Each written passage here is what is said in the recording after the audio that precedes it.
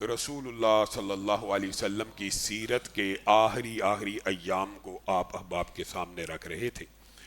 رسول اللہ صلی اللہ علیہ وسلم کی بیماری کے ایام سیرت کے باب کے اندر آپ کے سامنے مختصر رکھ رہے ہیں، اور اس کے اندر بعد رسول اللہ صلی اللہ علیہ وسلم کی وصیتیں بھی آپ احباب کے سامنے رکھ رہے ہیں کہ رسول اللہ صلی اللہ علیہ وسلم جس وقت دنیا سے جا رہے ہیں اس وقت امت کو کیا نصیحتیں کر رہے ہیں۔ آخری خطبے میں جو بات آپ احباب کے سامنے رکھی تھی وہ یہ تھی کہ رسول اللہ صلی اللہ علیہ وسلم نے اپنے اصحاب کو، امہات المومنین کو اور پوری امت کو ایک پیغام دیا، اور وہ پیغام تھا لعن اللہ الیہود والنصارى اتخذوا قبور انبیائہم مساجد، اور قاتل اللہ، یہ بھی الفاظ موجود ہے کہ اللہ کی لعنت ہو، اللہ کی مار ہو یہودیوں اور عیسائیوں پر کہ انہوں نے اپنے نبیوں کی قبروں کو سجدہ گاہ بنا لیا۔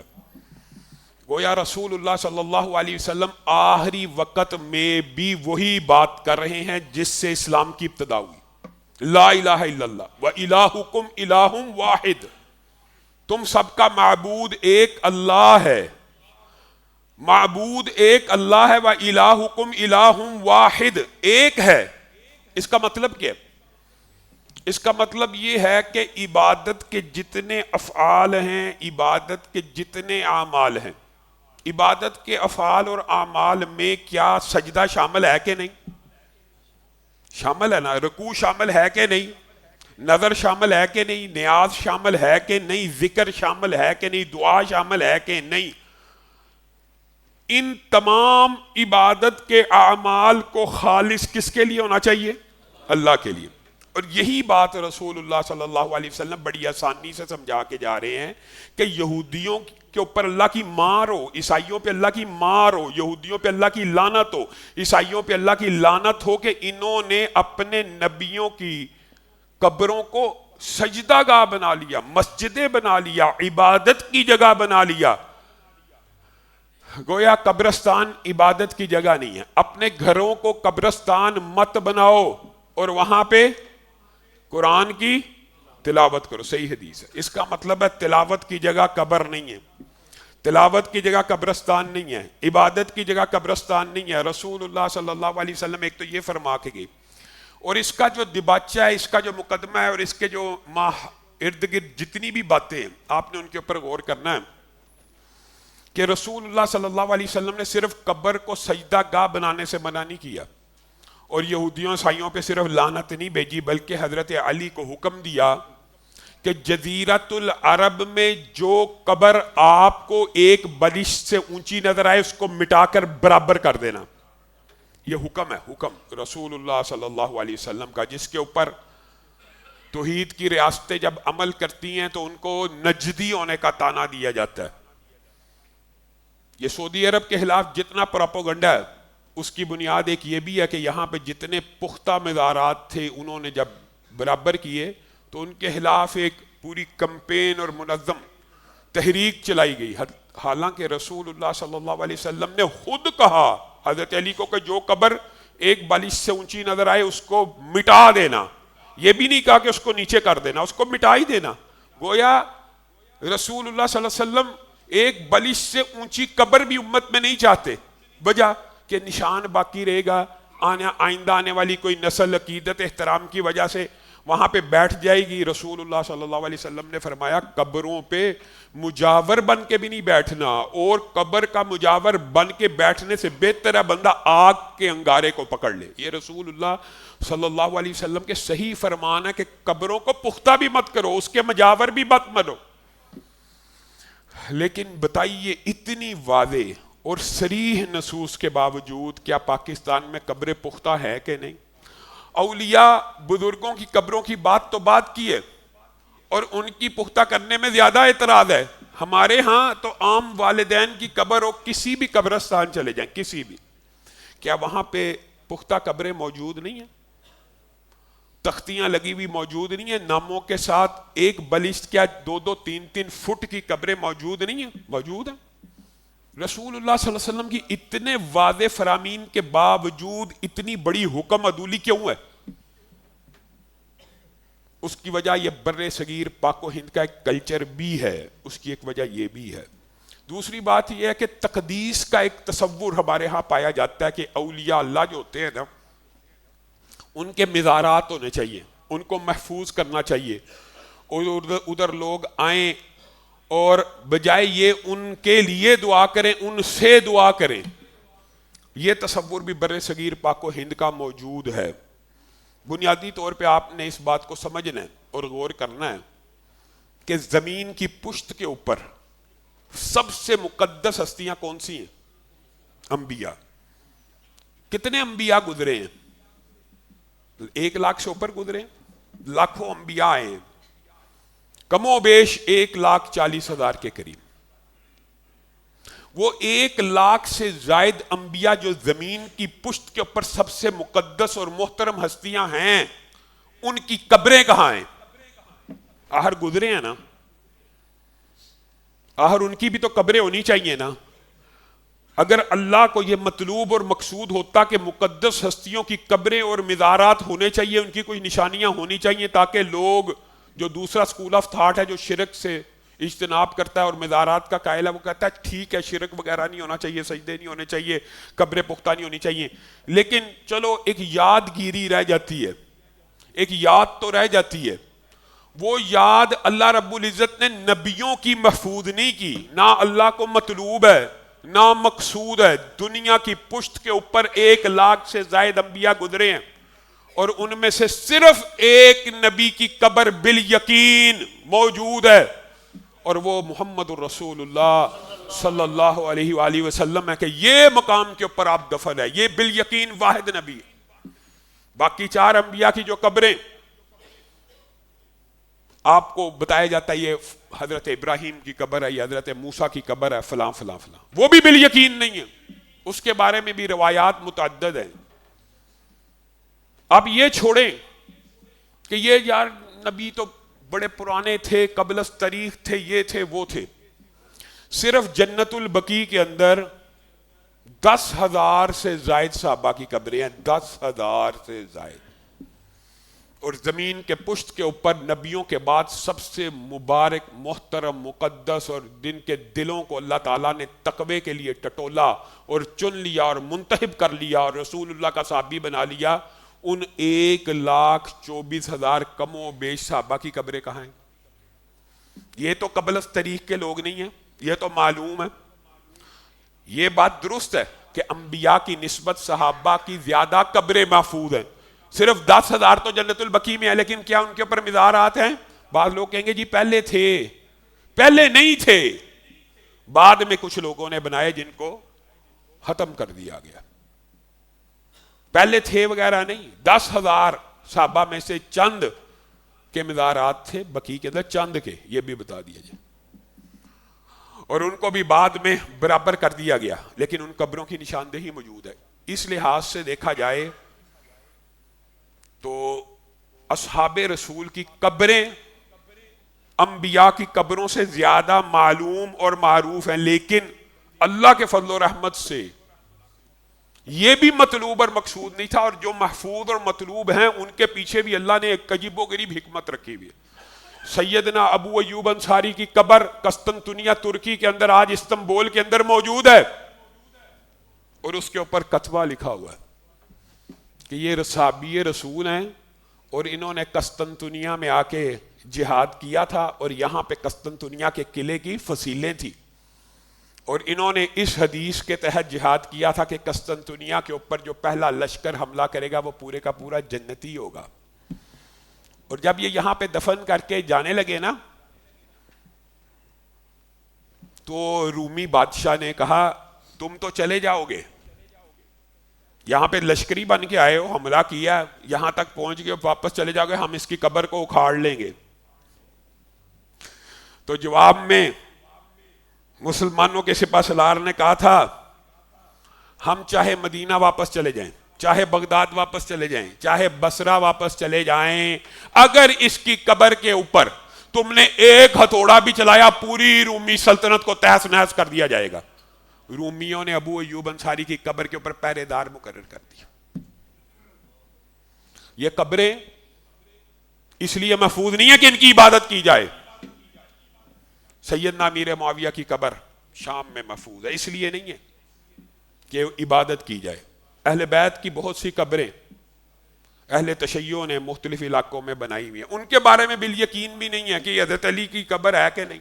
حضرت علی کی کم و بیش 4 سے زیادہ قبریں، مزار شریف، کربلا معلی، نجف، مختلف مقامات پہ. آپ یہ بتائیے اگر قبر کی کوئی اہمیت ہوتی تو سب سے پہلے نبیوں کی قبریں محفوظ ہوتی، اور اگر قبروں کی کوئی اہمیت ہوتی تو اصحاب رسول 1 لاکھ سے زائد ہیں، ان سب کی قبریں محفوظ ہوتی. لیکن یہ اسلام کا کلچر نہیں تھا. لیکن بدقسمتی سے ہم اس خطے میں موجود ہیں کہ صحابہ اور انبیاء کی قبریں تو نہیں، لیکن بر صغیر پاک و ہند میں جس خطے میں ہم رہتے ہیں، آج گوگل اٹھائیے، اس کے اوپر سرچ کیجئے، 20,000 اولیاء اللہ کی قبروں کے اوپر مزارات بنے ہوئے. 20,000. 1 لاکھ انبیاء کی قبریں محفوظ نہیں ہیں، 1 لاکھ سے زائد صحابہ کی قبریں محفوظ نہیں ہیں، لیکن 20,000 سے زائد اولیاء اللہ کی قبروں کے اوپر مزارات بنا کے وہاں پہ شرک کے دھندے ہو رہے ہیں، قبروں کو سجدے کیے جا رہے ہیں. قبروں کو سجدہ کیوں کرتے ہو؟ جی ہم ان کی عبادت نہیں کرتے. ایک ہی مقدمہ ہر بندے کا، کیا کرتے ہو؟ یہ جی تعظیم کا سجدہ ہے. جیسے ماں کو جھک کے پاؤں پہ بوسہ دیا جائے، وہ سجدہ تو نہیں ہوتا، وہ تو پاؤں کا بوسہ دینا ہی ہوتا ہے. جی ہاں، وہ پاؤں کا بوسہ دینا ہی ہوتا ہے. لیکن قبر کے آگے جھک کے قبر کو چومنے کی بھی مثال سجدہ تعظیمی ہے. آپ سجدہ عبادت، یہ ہمیں کہتے ہیں ہم یہ سجدہ عبادت کا نہیں کرتے، ہم اس کو سجدہ نہیں کر رہے، ہم تعظیم سے قبر کو چومتے ہیں تو ہمارا جو پوسٹر ہوتا ہے وہ سجدے کی طرح بن جاتا ہے. یہ کہانی ہے. حقیقت میں جو عوام ہے، عام آپ پوچھ لیجئے، جب بھی وہ کسی قبر کے اوپر جائیں گے وہ سجدہ کریں گے. یہ چومنے کی کہانیاں صرف گڑی ہوئی ہیں. سجدہ کریں گے اور وہ کہیں گے یہ تعظیم کا سجدہ ہے، عبادت کا سجدہ نہیں. بات آئی ہے ضمنی طور پہ، چونکہ گفتگو اب عقیدے کے بارے میں، یہ مسئلہ بھی سمجھ لیجئے. جی تعظیم کا سجدہ کیوں کرتے ہیں؟ وہ یار حضرت آدم کو جی جناب جبریل نے بھی تعظیم کا سجدہ کیا تھا، فرشتوں نے بھی تعظیم کا سجدہ کیا تھا.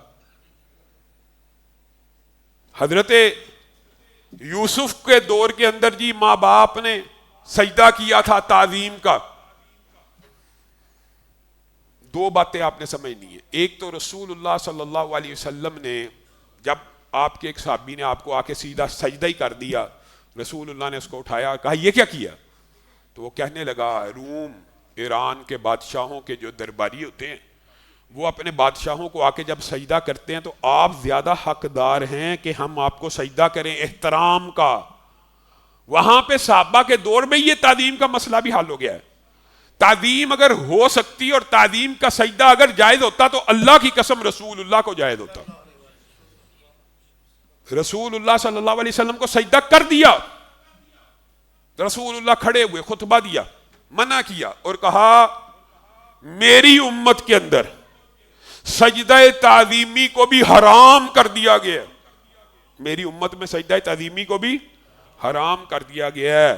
اگر میں محمد صلی اللہ علیہ وسلم یا اللہ رب العزت اس امت میں سجدے کی اجازت کو جاری رکھتے تو بیوی کو حکم دیتے وہ اپنے خامند کو سجدہ کرے. کس وقت؟ جب وہ کما کے لائے.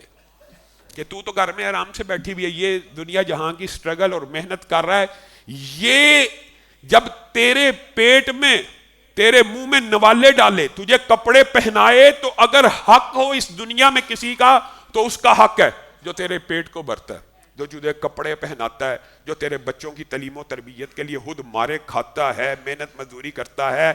تعظیم کا سجدہ اگر ہوتا تو اس کے لیے ہوتا. لیکن میں محمد صلی اللہ علیہ وسلم نے بیوی کے اوپر بھی حرام کر دیا کہ وہ خامند کو سجدہ کرے. اب بتائیے سجدے کی گنجائش کہاں سے نکالی جا رہی ہے؟ تعظیم کے سجدے سے. سابقہ امتوں کی حوالے اور مثالیں دے کے اس امت کی بات کی جا رہی ہے. اور پھر جو وہ سجدہ جو نورانی فرشتوں کا ہے وہ بھی بات سمجھ لیجئے، وہ تو مقدمہ تھا ہمارا. حقیقت میں وہ مقدمہ ہمارا کیا؟ لَقَدْ خَلَقْنَا الْإِنسَانَ فِي أَحْسَنِ تَقْوِيمٍ. انسان کو اللہ تعالیٰ نے اشرف المخلوقات بنایا.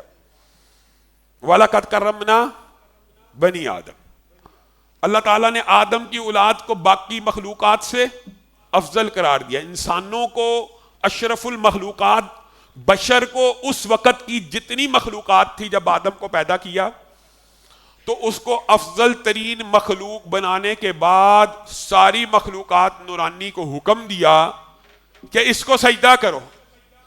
وہ بھی عبادت کا سجدہ نہیں تھا، وہ بھی تعظیم کا سجدہ تھا اور افضلیت کا سجدہ تھا اور کنایتن تھا کہ یہ جو جس کو میں نے پیدا کیا ہے یہ تم سب میں سے افضل ہے. اب آپ نے یہاں پہ یہ بات غور کرنی ہے کہ یہ مقدمہ جو سارے کا سارا یہ ہمارا ہے. کیسے ہم یہ سمجھتے ہیں اور اہل حدیث اسکول آف تھاٹ کا یہ مقدمہ ہے اور قرآن و سنت سے یہ بات ثابت ہے کہ بشر اور انسان اور ابن آدم تمام مخلوقات میں سے افضل ہے. نورانی مخلوقات نے بھی سجدہ کیا تو آدم کو، اور ابلیس کا جو انکار ہے وہ وجہ ہی اس وجہ سے ہے. اس کو بھی پتہ ہے یہ تعظیم کا سجدہ ہے، وہ یہ نہیں کہہ رہا کہ میں اس کی عبادت کیوں کروں، وہ کہہ رہا انا خیر منہ، میں اس سے بہتر ہوں.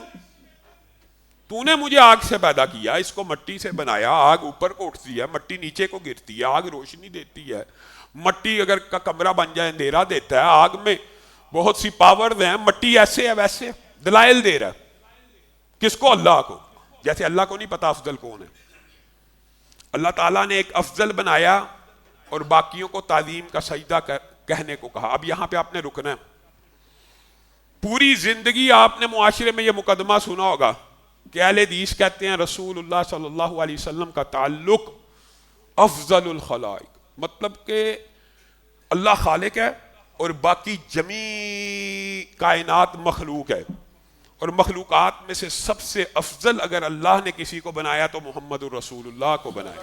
یہ ہمارا عقیدہ ہے اور مسلمانوں کے تمام مکاتب فکر کا، جو اہل سنت کے مکاتب فکر ہیں، دیوبندی اور بریلوی اہل حدیث، ان کا یہ مشترکہ عقیدہ ہے کہ رسول اللہ سب سے افضل ہے.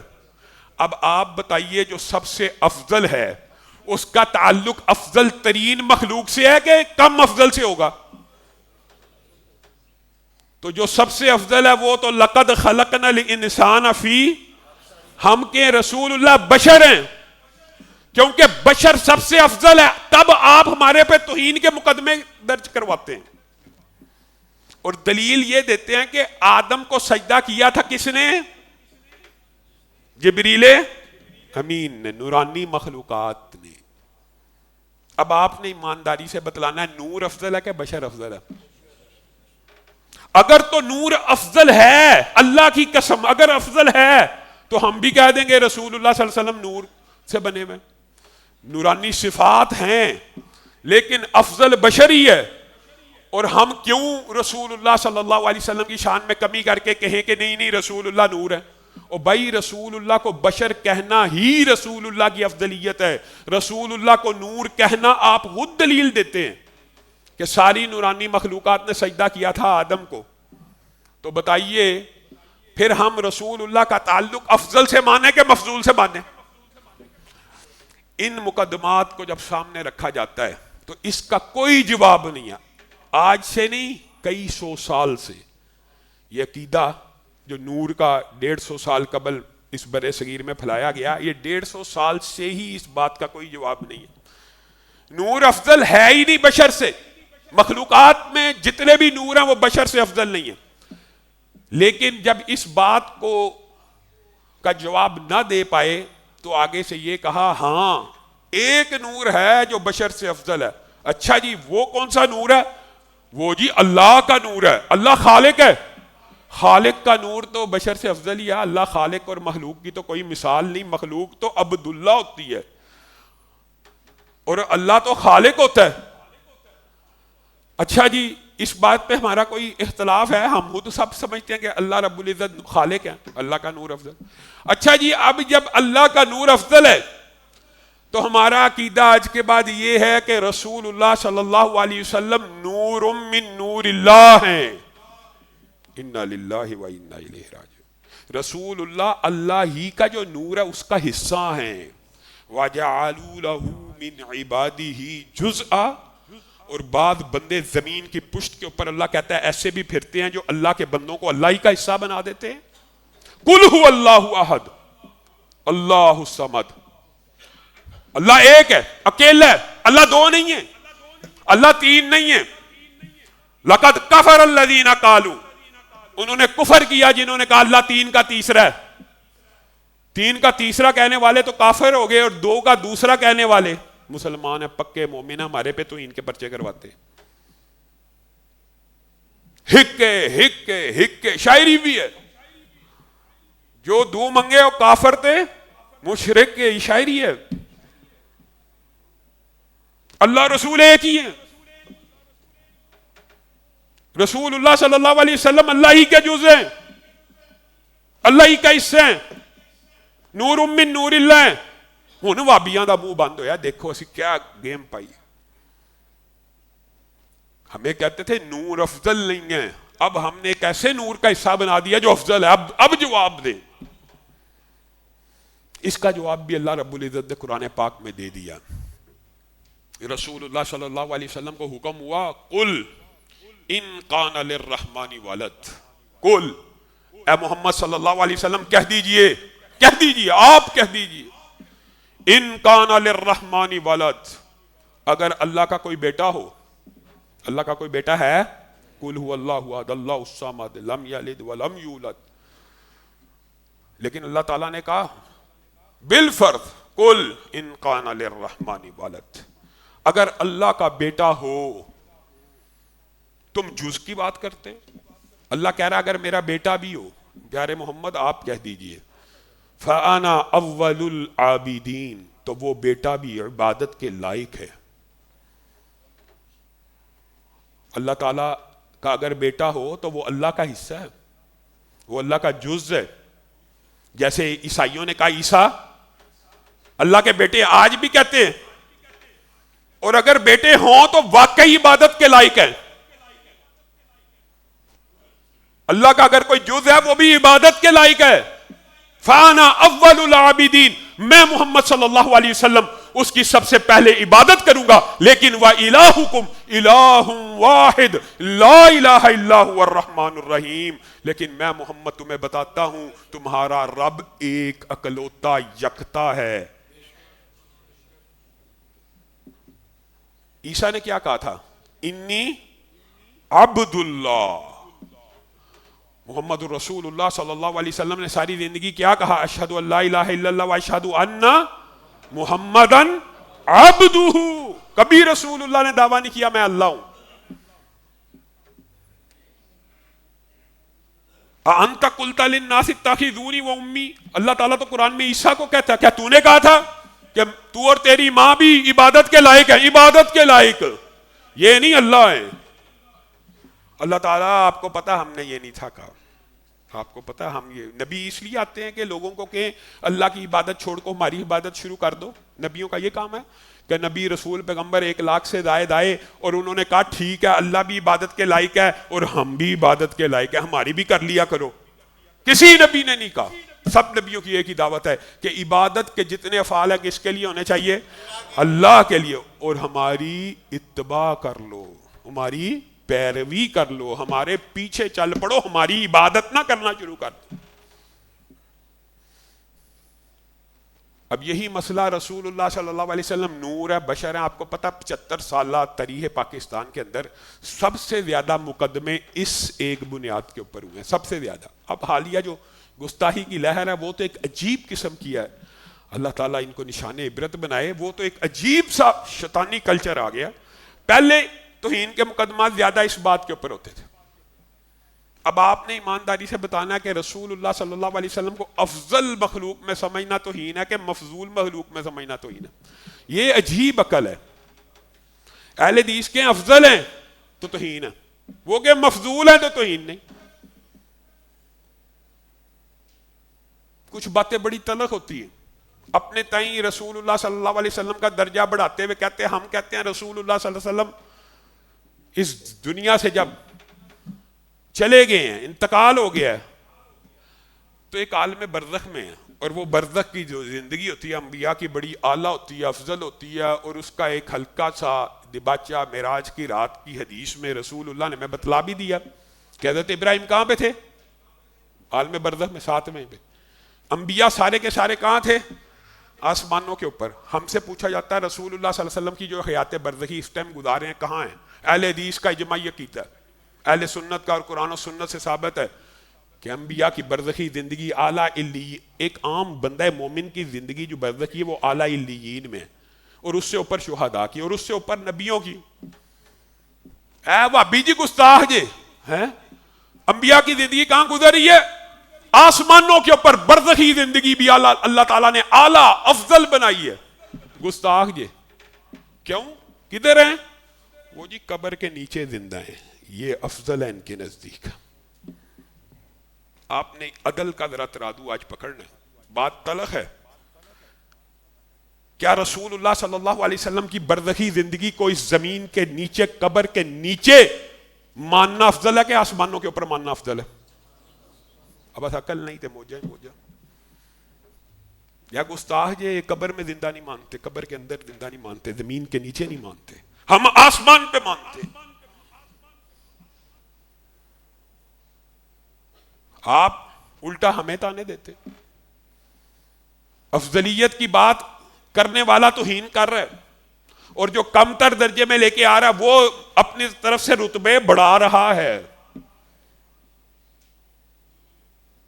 اللہ کے بندو، قبروں کی اجازت اگر اسلام میں ہوتی تو اللہ کی قسم پوری دنیا کے وہابی رسول اللہ کی قبر کو سونے کا بنا دیتے. کیا نہیں بنا سکتے؟ بنا سکتے. کیا اصحاب رسول کی قبریں اگر قبروں کی گنجائش ہوتی تو اس قابل نہیں ہے کہ خالد ابن ولید کی قبر کو سونے کا بنایا جائے، ابو بکر و عمر و عثمان کی قبروں کو سونے کا بنایا جائے؟ اجازت نہیں ہے، اجازت نہیں ہے. اور بعض تو ایسے ہیں قبر بناتے. آج کل بر صغیر پاک و ہند میں قبروں کا کلچر تھا قبرستان میں بننے کا، پھر آہستہ آہستہ مسجدوں میں منتقل ہو گیا. اب مسجدوں میں بھی ایسی جگہ بناتے ہیں، یہ محراب ہے نا تو قبر اس محراب کے پیچھے بنائیں گے کہ سجدہ ہو بھی تو ادھر ہی ہو.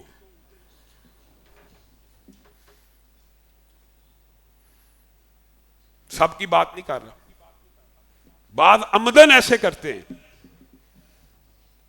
اور پھر بھی عقیدہ توحید بڑا پختہ ہے جی. اصل عقیدہ توحید یہ ہے، یہ عقیدہ توحید ہے کہ رسول اللہ صلی اللہ علیہ وسلم اپنے صحابہ کو حکم دے رہے ہیں کہ قبروں کو پختہ نہیں کرنا، قبروں پہ مجاور بن کے نہیں بیٹھنا، قبروں کو عبادت گاہ نہیں بنانا، قبروں کو عید گاہ نہیں بنانا، قبروں پہ میلے ٹھیلے نہیں لگانے، قبرستان کو نشان عبرت کی طرح استعمال کرنا ہے.